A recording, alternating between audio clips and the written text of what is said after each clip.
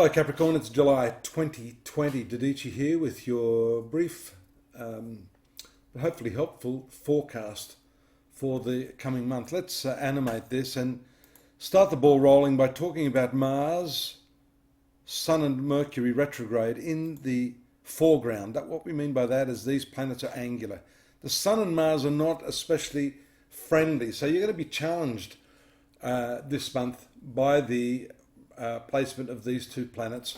Fourth house here, Aries, has to do with your domestic bliss, real estate issues, and the Sun here and Mercury in the seventh house to do with your most intimate personal relationships. You notice the militant right angle aspect here, and then on the 5th, the full moon eclipse squaring these areas. So I think that's a very, very critical part of the month, that first week, and of course the full moon there taking place in Capricorn, which is the flip side of the solar eclipse last month.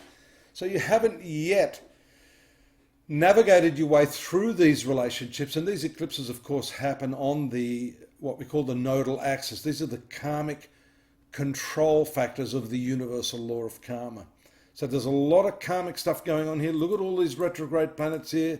The nodes are generally retrograde. Mercury's retrograde in your seventh house. And then on top of that, you've just got this right angle from Mars right at the base of the horoscope from a planet that's not particularly favorable to you. So what that means is that it's all about anchoring yourself within yourself. This fourth house, boom, boom, boom, boom, boom, is all about your internal integrity, your morality, your peace of mind, your happiness, your self-satisfaction. So rather than projecting it out here to these other areas, and you'll be forced to do that, I think, when Moon with Mars around the 12th becomes very, very volatile. Again, squaring that retrograde Mercury, which starts to go direct. You see the S sign here? That means it's stationary relative to the Earth. It's like when two cars are moving at different speeds, and then all of a sudden they're exactly at that same speed. The car next to you appears to be not moving at all. In fact, that's all relative. There we see the relative stationary positioning of the planet takes place on the 12th to that square aspect of Mars. Be very careful to zip it around that time. If you've been holding on to feelings, and it's quite likely you have, with all of these retrograde planets. We had Venus retrograde as well, the natural significator of love.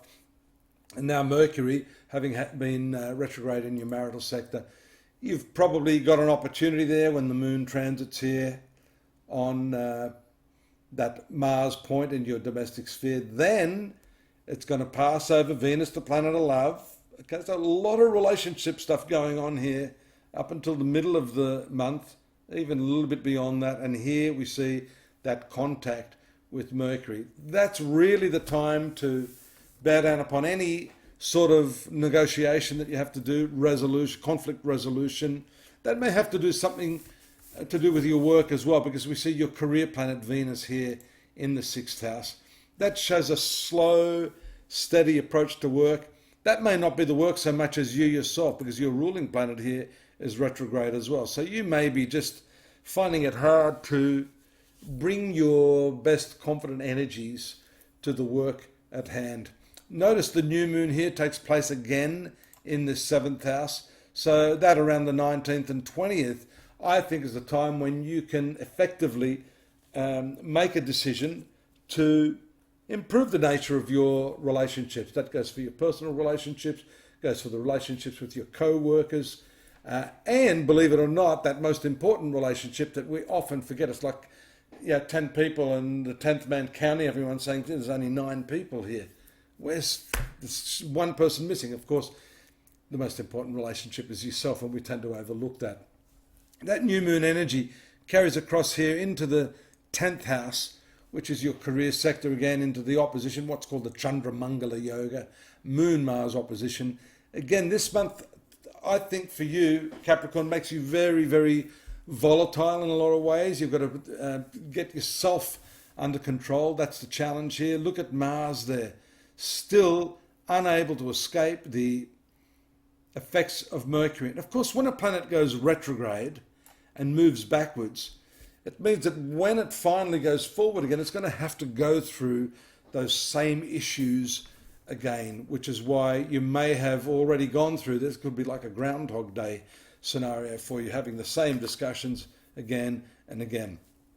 Moon finishes up there in your 12th house, which is a very self-reflective zone of the zodiac, again in conjunction with the past karmic point there. 12th house is really about working through all of those elements of your past life that are, you could call them the skeletons in your closet, reconciling those with the current circumstances that you're in. Those skeletons don't only relate to your personal romantic relationships, because of course, if you're not happy in your personal relationships, you're not going to bring your best energy to your social life or your professional life, or for that matter, to your spiritual life. So think about that under these interesting and very, very important transits for you during July. There's more on the sign of Capricorn for the week, the daily, and monthly as well that we've put together for you. And you've got the year in context as well there at astrology.com.au. Why not subscribe? We'll keep you posted as to what's happening. Drop me a line if you'd like to ask me any sort of question relating to the technicalities or a personal reading. And I do look forward to seeing you again next month. Stay safe, Capricorn. Bye-bye for now.